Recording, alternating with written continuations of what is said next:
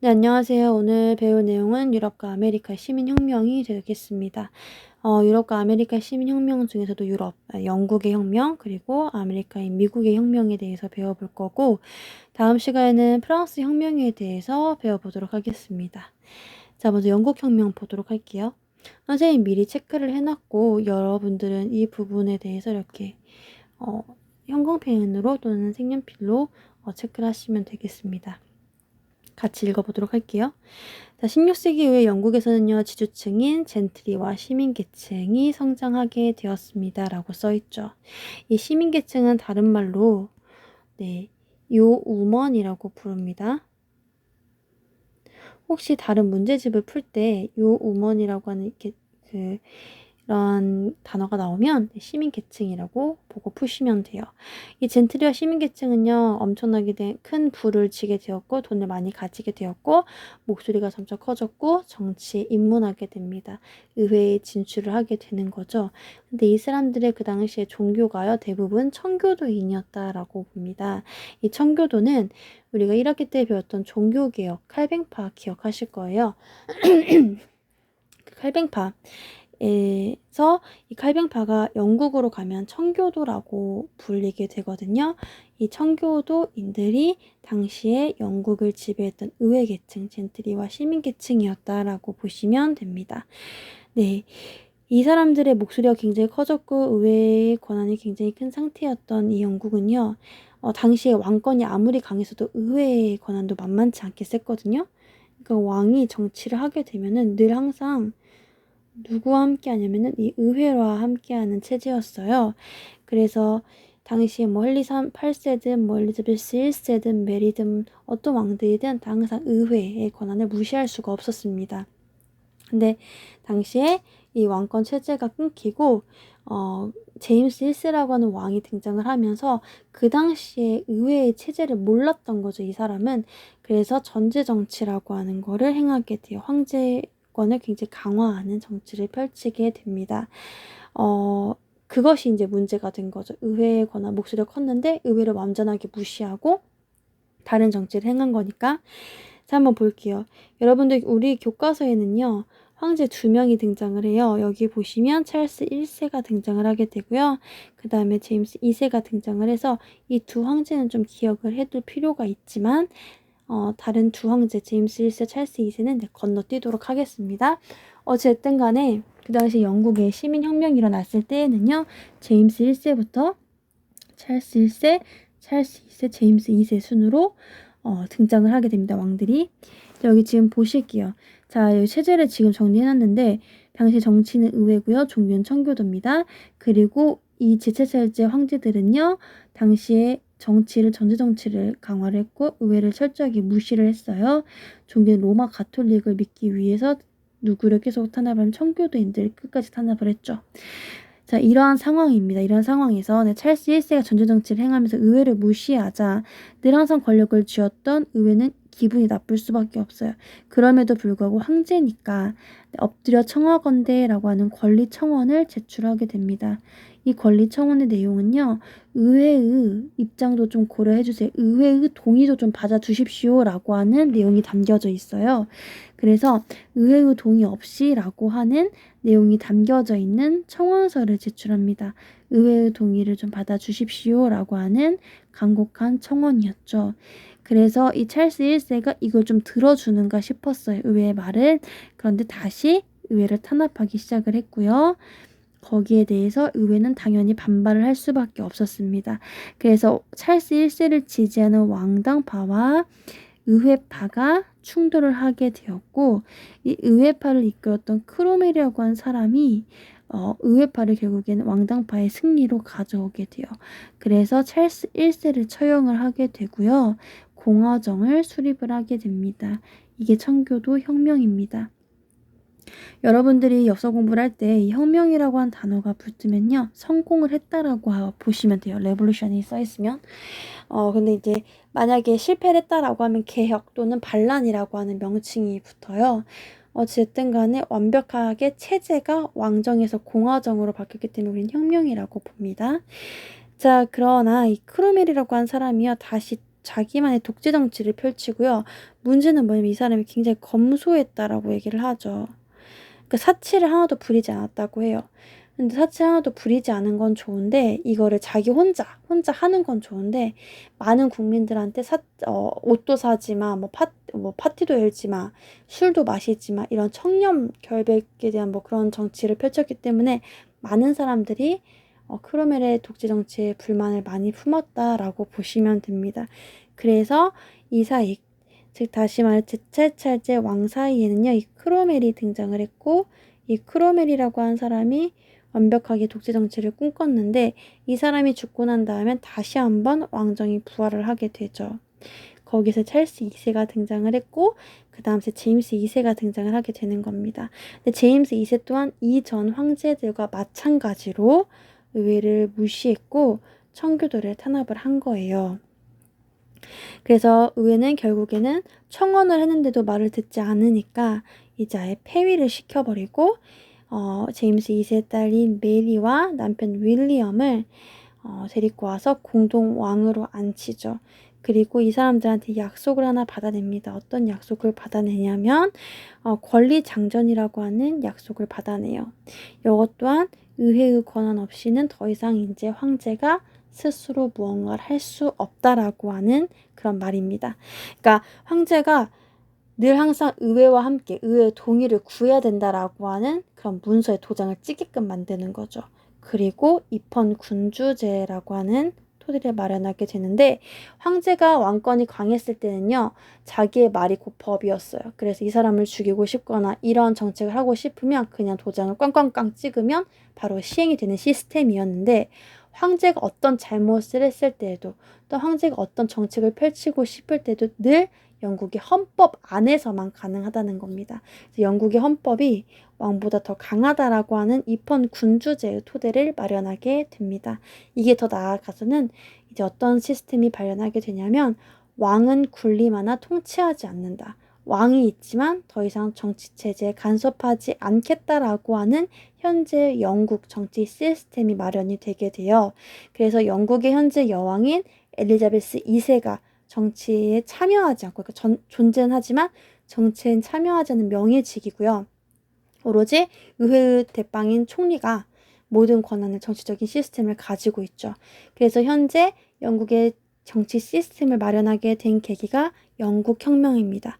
그래서 이 영국혁명은 굉장히 중요합니다. 넘어가겠습니다. 미국 혁명으로 가겠습니다. 자, 17세기 이후에 많은 영국인들, 선생님이 여기다 주로 청교도인이라고 써놨죠. 제임스 1세 기억하세요?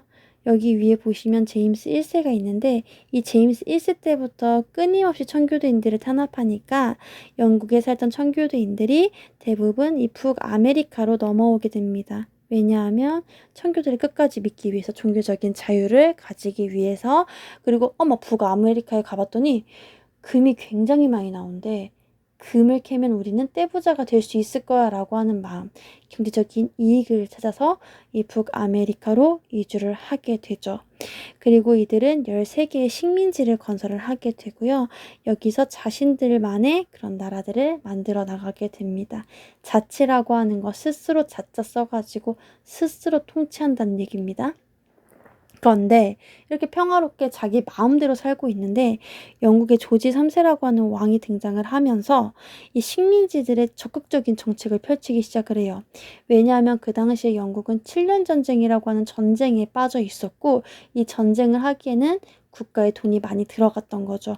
이 국가의 돈이 많이 들어가니까 이 국가의 돈을 걷기 위해서 세금을 걷기 위해서 식민지에서 세금을 많이 걷어들이기 시작을 한 겁니다. 대표적으로 어떤 세금이 있냐면 인지세, 차세가 있어요. 오른쪽으로 넘어가 보시면 인지세라고 하는 건 선생님 표시해 놓은 거 보이실 거예요. 간단하게 말해서 어떠한 모든 종이에 대한 세금입니다. 종이를 인쇄했을 때 거기에 따른 세금을 부여하는 거죠. 그러니까 사람이 책을 읽고 싶어도요. 다 세금을 내야 돼요. 그리고 차세라고 하는 거는 여러분들이 생각하는 그런 자동차가 아니라 홍차를 얘기합니다. 이 홍차를 마실 때에도 세금을 내라 이 말이에요. 그러니까 말도 안 되는 세금을 많이 부과를 하는 거죠.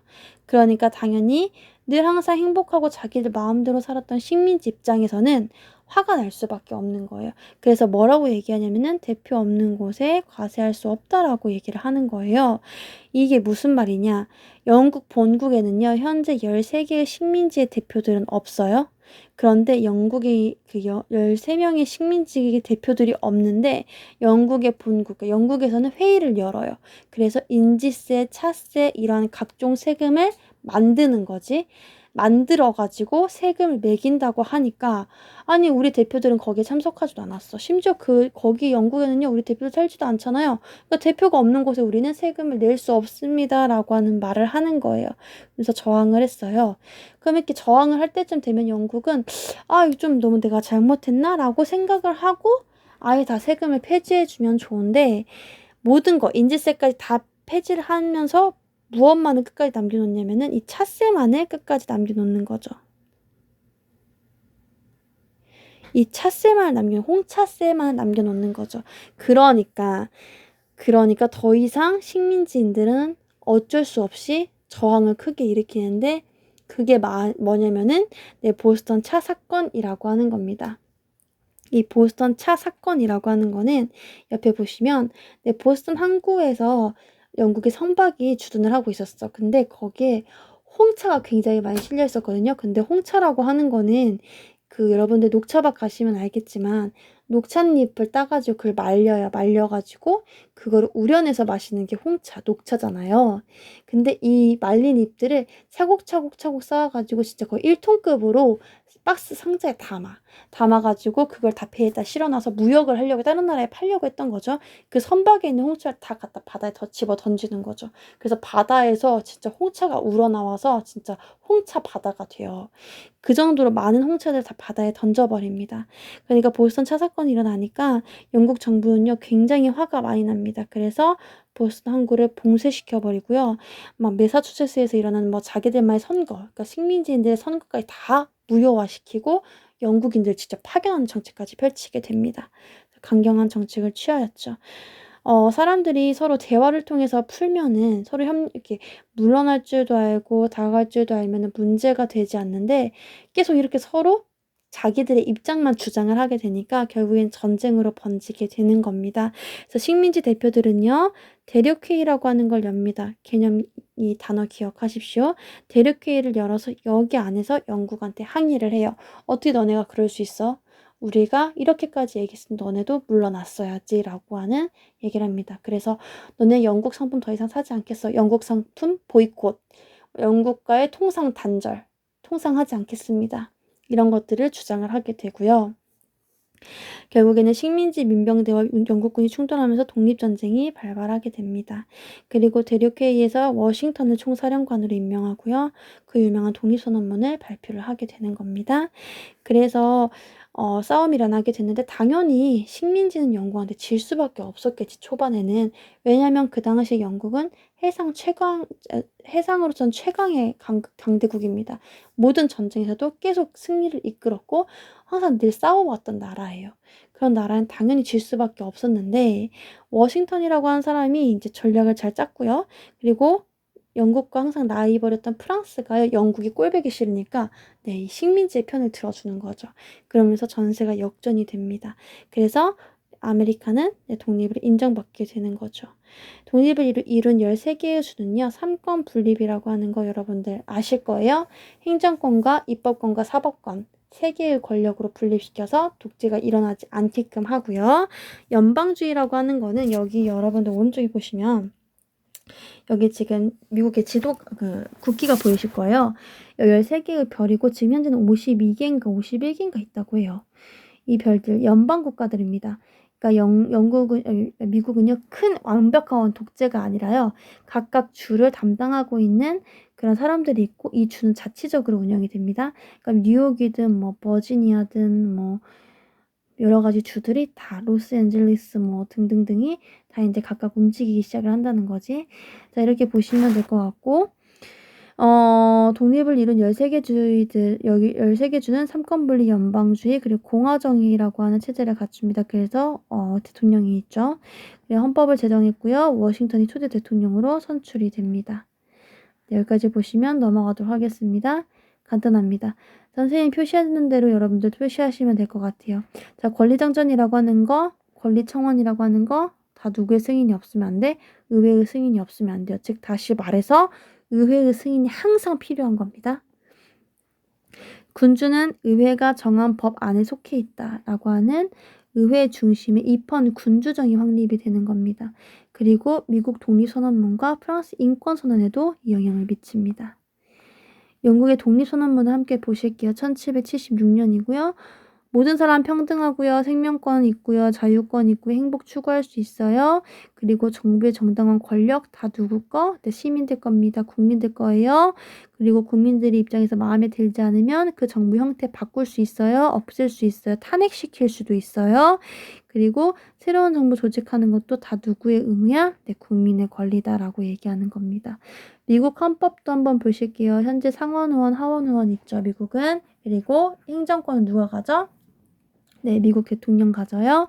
그 다음에 미국의 사법권은요, 대법원에서 행동을 합니다. 자, 여러분들 밑에 보시면은 인간의 기본권 천명하고 있고요. 국민의 주권, 국민이 나라의 주인이다라고 하는 국민주권. 그 다음에 혁명권 뒤집어 엎을 수 있어요. 정부 마음에 안 들면 탄핵시킬 수 있고 새로운 대통령 뽑을 수 있습니다. 라고 얘기하는 거. 우리나라는 박근혜 대통령을 탄핵시켰고 그 다음에 등장 문재인 정부를 출연시켰었죠.